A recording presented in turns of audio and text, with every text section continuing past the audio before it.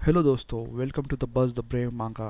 आज हम global freeze का नया चैप्टर कंटिन्यू कर रहे हैं जो मैंने आपके लिए इंग्लिश में रिवराइट किया है। पूरा विजुअल्स और एडिट्स मैंने खुद बनाया है ताकि एक्सपीरियंस स्मूथ रहे। ओरिजिनल मांगा को ऑफिशियल सोर्स से सपोर्ट जरूर करें। चलिए स्टार्ट करते हैं आज का chapter. Chapter 2643 return journey 1। Mechanical life form team सच में बहुत मजबूत है। टीम लीडर ने फीकी मुस्कान के साथ कहा, वे न खाते हैं, न पीते हैं, न सोते हैं। जब तक ऊर्जा है वे लगातार काम कर सकते हैं। हमने शुरुआती चरणों में उन्हें प्रोसेस डिजाइन करने में मदद की थी, लेकिन बाद में उन्होंने खुद ही इसे और अधिक कुशल मोड बनाने के लिए ऑप्टिमाइज कर लिया। हम केवल पैरामीटर्स की निगरानी करने के लिए जिम्मेदार थे और अपने खाली समय में अर्थ अर्थ के स्पाइसी चिकन और रोस्टेड लैम्ब लेग को याद करते थे। अब खाने का नाम मत लो।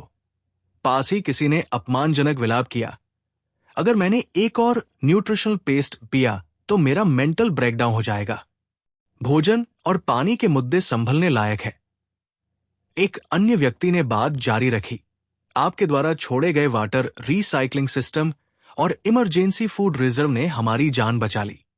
प्लेनेटरी बेस में वाटर स्टोरेज टैंक लगातार काम कर रहे हैं और मंगल की सतह के नीचे की बर्फ के साथ हमें कम से कम पानी खत्म होने की चिंता करने की जरूरत नहीं है।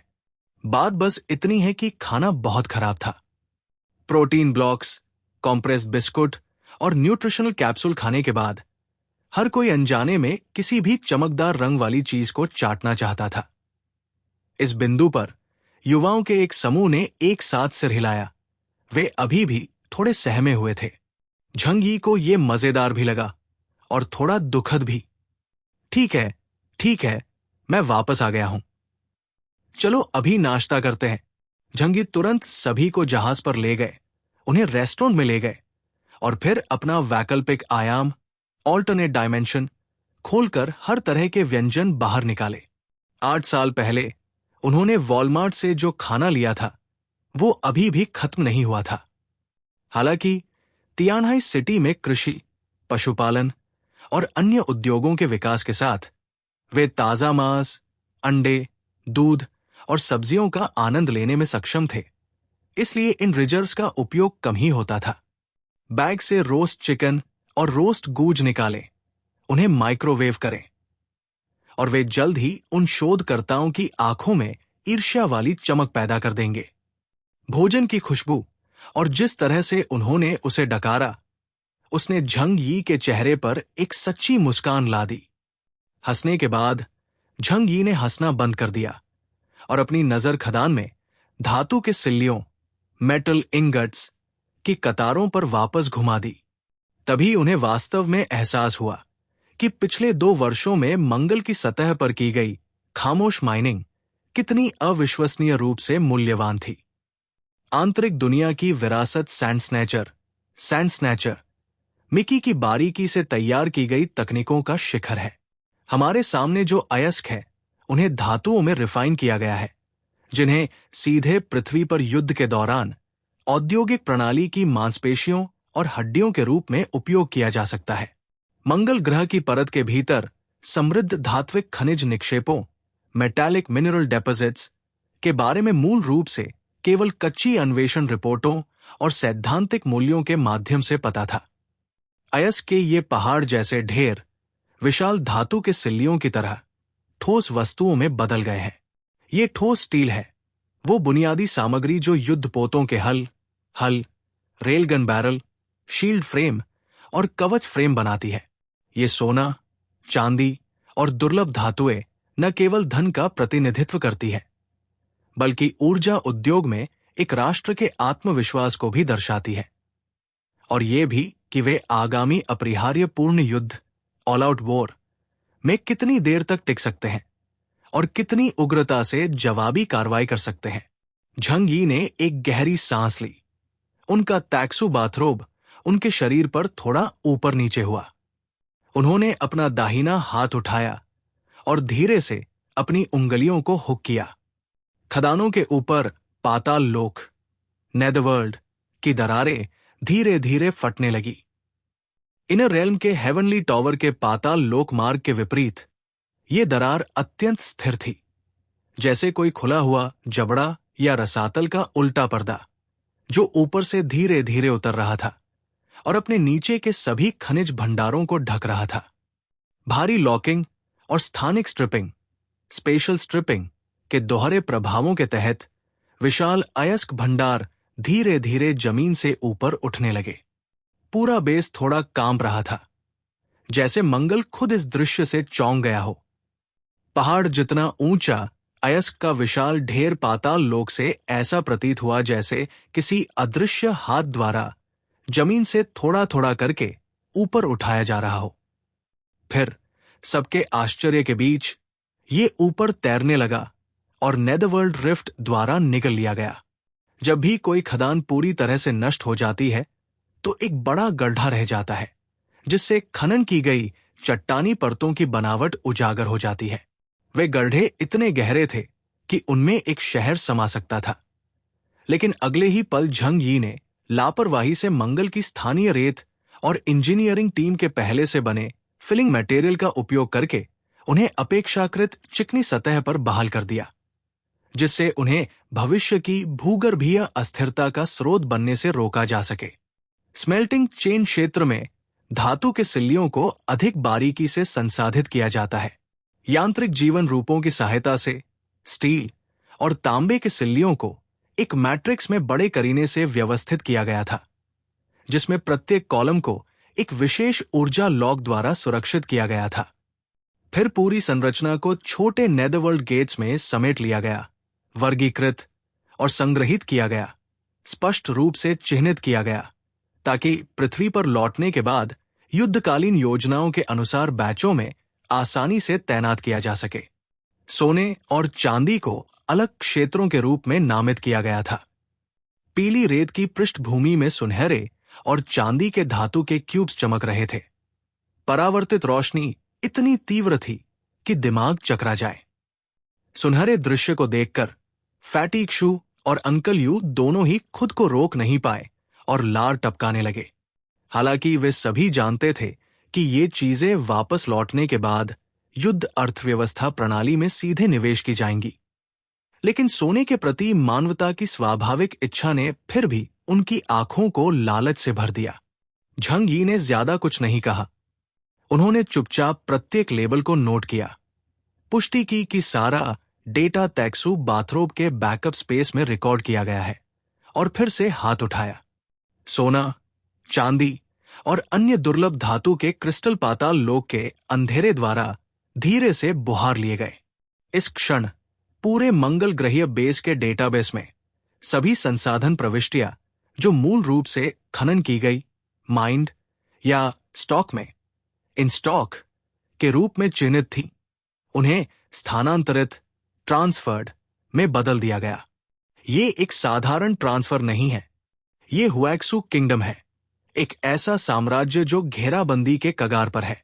उन 2 वर्षों के दौरान जब दुनिया को पागलों की तरह निचोड़ा जा रहा था, प्रतीत होने वाले शांत मंगल पर इसने चुपचाप एक अत्यंत बढ़ा चढ़ाकर किया गया संचय पूरा कर लिया। इंजीनियर द्वारा छोड़ी गई कुछ सैंड राइडर्स की तकनीक और कुछ ईहेन जनजाति की तकनीक प्राप्त करने के बाद अब उनके पास तकनीक को साकार करने के लिए कच्चा माल है। उनकी वापसी हुएक्सू किंगडम के स्तर को कम से कम 3 स्तर ऊपर ले जाएगी।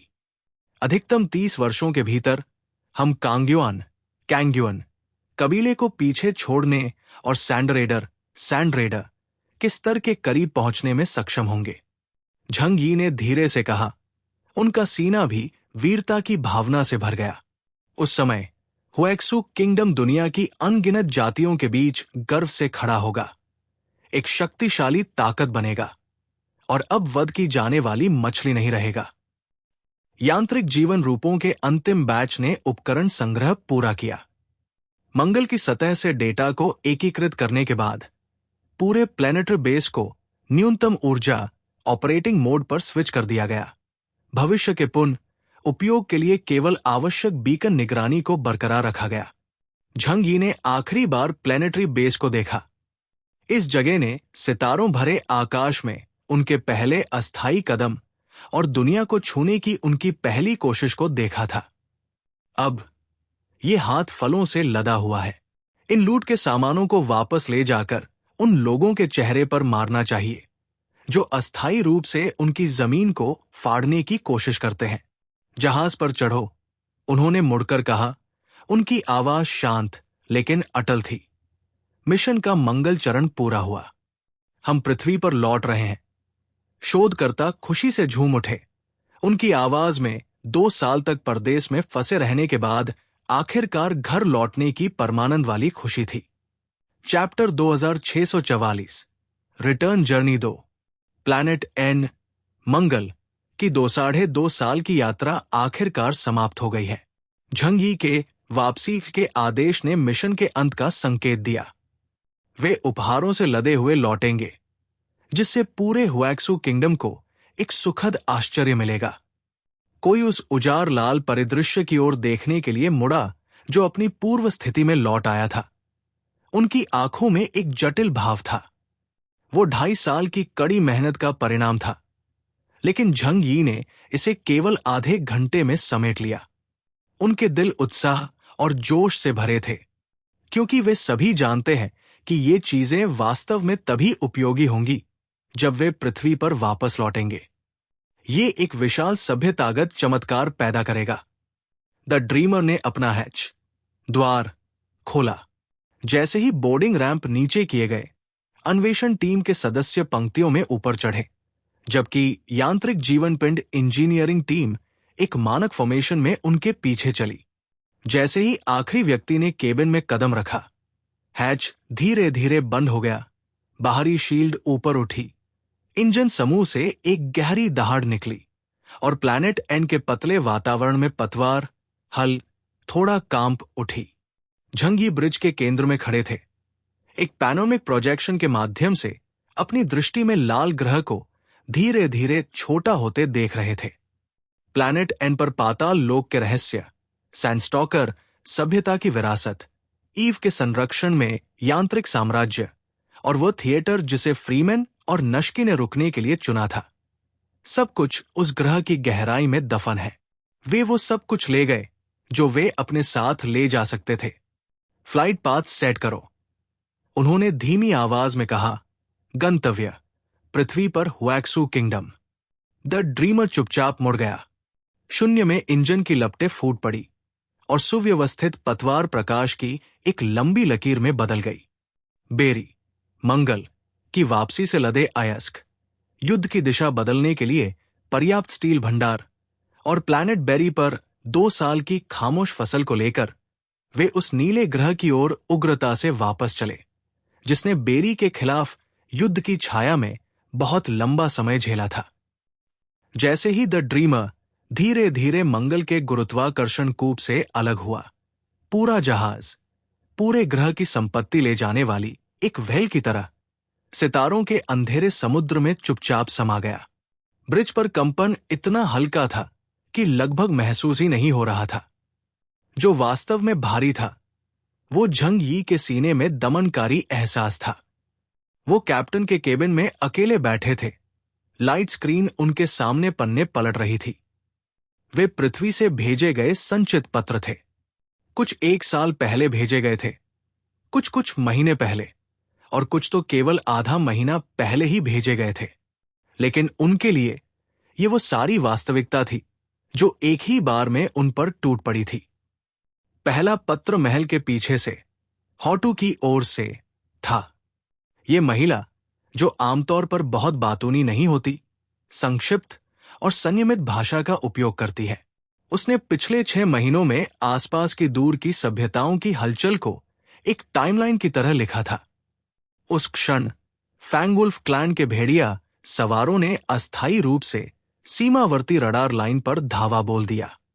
उस क्षण भारी बख्तरबंद आयरन क्लैड ट्राइब ने बंजर भूमि पर प्रक्षेप्य प्रोजेक्टाइल्स स्थापित किए और हुएक्सू की सीमा की ओर बौछार कर दी। क्यूआई जनजाति के जीव बादलों के ऊपर मंडराते रहे, अपने विशाल शरीरों के साथ छाया डालते हुए। प्रस्थान करने से पहले सीमावर्ती शहर के ऊपर एक बार चक्कर लगाया। प्रत्येक के साथ युद्ध में हुई क्षति का डेटा जुड़ा है। प्रत्येक प्रविष्टि के बाद वही नोट है। आपके आदेशों का पालन करते हुए हमने बिना कोई आक्रमण शुरू किए केवल बचाव किया और अपनी लाइनों को मजबूत किया। झंग यी ने अपनी पलकें झुकाई और धीरे से सिर हिलाया। वे मूर्ख नहीं थे। वे जानते थे कि झंग यी के बिना यदि वे युद्ध का विस्तार करते तो वे अंततः केवल निगल लिए जाते। वास्तव में बुद्धिमान लोग क्रोध से अंधे नहीं होते, क्योंकि क्रोध किसी व्यक्ति को वास्तव में मजबूत नहीं बना सकता। इसके विपरीत ये आसानी से विनाश की ओर ले जाता है। दूसरा पत्र एक्सायो लाई का था। हॉटू के विपरीत एक्सायो लाई के पत्र में अधिक भावनाएं थी। उन्होंने हुएक्सू किंगडम के उत्तर पश्चिम में कई छोटे शहरों के अनुभवों का विस्तार से वर्णन किया। वे शहर पहले से ही हुएक्सू रक्षा क्षेत्र में शामिल किए जा चुके हैं और केवल साधारण गैरिसन सैनिकों और कम संख्या में अलौकिक प्राणियों सुपरनैचुरल बीइंग्स द्वारा अधिकृत है। पहले ये सिर्फ एक आपूर्ति काफिला सप्लाई कन्वॉय था जो लापता हो गया था, लेकिन बाद में एक अज्ञात बल द्वारा रात में एक दूर दराज के शहर पर हमला किया गया। बाद में fang wolf clan, fang wolf कबीले और टाइटन क्लैन, टाइटन कबीले की संयुक्त सेना ने रात में एक शहर पर हमला किया। शहर की दीवारों पर बने रक्षात्मक टावरों को एक ही घूंसे से चकनाचूर कर दिया गया और पूरा शहर आग की लपटों में घिर गया। मृतकों की संख्या के पीछे ठंडे शून्यों जीरोज की एक लंबी कतार थी। एक्सायो लाई ने लिखा कि उसने हमला करने की अनुमति मांगी थी, भले ही वो दुश्मन को सबक सिखाने के लिए केवल विदेशी सैनिकों एलियन ट्रूप्स को अग्रिम दस्ते के रूप में भेजने की बात हो। लेकिन हर बार उसे जाने से पहले झंग यी के शब्द याद आते, वहीं रुके रहो, हिलना मत। इसलिए उसने अपने गुस्से को दबाया और कोई कदम नहीं उठाया। केओस, मुझे पता है कि तुम्हारी कुछ योजनाएं हैं, लेकिन भाइयों को वाकई बहुत घुटन महसूस हो रही थी। अगर तुम वापस नहीं आए तो हम इसी तरह पिटते रहेंगे।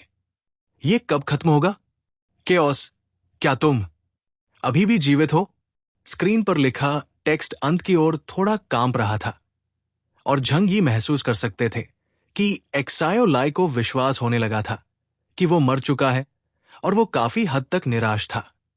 झंग यी भावहीन बने रहे और अपने पीछे के अन्य पत्रों को पढ़ना जारी रखा। उन्हें गुस्से की एक लहर महसूस हुई, लेकिन वे जानते थे कि दुनिया में शक्तिशाली की जीत, सर्वाइवल ऑफ द फिटेस्ट का ये एक अनिवार्य परिणाम था। अगला पत्र ली ग्वेंजियाओ का था, जो डोंगहाई सिटी से आता है। समुद्र की स्थिति और भी खराब है, ये पता चलने के बाद कि झंग यी शायद अंतरिक्ष में मर चुका है। ज़ेपेन किंगडम, ज़ेपन साम्राज्य, जिसके साथ उसकी जानलेवा दुश्मनी थी, उसने भी हलचल शुरू कर दी। आखिरकार ज़ेपेन किंगडम के स्तंभ देवताओं पिलर गॉड्स में से एक परोक्ष रूप से झंग यी द्वारा मारा गया था। ज़ेपेन किंगडम का बेड़ा सीमा के बाहर आगे पीछे गश्त करता रहा, कभी कभी रक्षा की जांच करने के लिए समुद्री राक्षसों को छोड़ देता था। झील के किनारे वाले देश ने सतह पर एक निश्चित स्तर की विनम्रता बनाए रखी और यहां तक कि विनम्र शब्दों वाले कुछ राजनयिक पत्र भी भेजे, लेकिन कथनी से ज्यादा करनी बोलती है। पूर्वी सागर क्षेत्र की रक्षा पंक्ति अत्यंत लंबी है और समुद्र में नवनिर्मित तैरते द्वीपों फ्लोटिंग आइलैंड्स को अक्सर दूर समुद्र से उठने वाली विशाल छायाओं के रूप में देखा जा सकता है। वे शार्क की तरह खून सूंघ लेते हैं। हम अब हर दिन भारी तनाव की स्थिति में जी रहे हैं। यदि आप अभी भी इस पत्र को देखने में सक्षम हैं, तो मुझे आशा है कि आप कम से कम एक संदेश के साथ उत्तर देंगे, ताकि हमें पता चल सके कि आप अभी भी जीवित हैं। चौथा पत्र डेंग शेंटोंग की ओर से था। झंग यी ने इसे ध्यान से देखा। वो जिस बात को लेकर सबसे अधिक चिंतित थे, वो निश्चित रूप से है हाई सिटी की स्थिति थी। उनके खेमे में कोई समस्या नहीं होनी चाहिए थी। शहर की इमारतों से फर्क नहीं पड़ता। मुख्य मुद्दा पूरे देश से इकट्ठा की गई प्रतिभा, टैलेंट है। एक भी व्यक्ति को खोना झंग यी को असहज कर देता। डेंग शेंटोंग झंग यी के व्यक्तित्व को समझते थे, इसलिए उन्होंने व्यक्तिगत रूप से और लिखित रूप में उनसे सीधे बात की। पत्रों की एक लंबी श्रृंखला थी। शुरुआत में वे अपेक्षाकृत संयमित थे, बस वस्तुनिष्ठ रूप से स्थिति का वर्णन कर रहे थे, विभिन्न दूर की सभ्यताओं की हालिया गतिविधि आवृत्ति का विश्लेषण कर रहे थे और ये निष्कर्ष निकाल रहे थे कि उनकी जांच प्रोबिंग की अवधि लगभग समाप्त हो गई है और वास्तविक कार्रवाई जल्द ही शुरू होगी। बाद में वो चिंतित हो गए। तुम इस बार वास्तव में कहाँ जा रहे हो? क्या तुम फिर से किसी चक्कर में हो? ठीक है, तुम्हें मुझे बताने की जरूरत नहीं है, मैं पूछने के लिए बहुत आलसी हूं, लेकिन कम से कम मुझे बताओ कि तुम अभी भी यहां हो या नहीं। बाद में टेक्स्ट में किमोनो की आभा आने लगी। गोहाशी तुम्हारा खिलौना नहीं है। अगर तुम मुझसे इस स्थिति को थामे रखने के लिए कहोगे तो मैं यही रुकूंगा और टिका रहूंगा, लेकिन अगर तुम बाहर मर जाते हो तो कम से कम हमें एक आखिरी संदेश तो छोड़ दो। आखिरी पत्र केवल एक पंक्ति का था। झंगी, तुम वापस आ रहे हो या नहीं?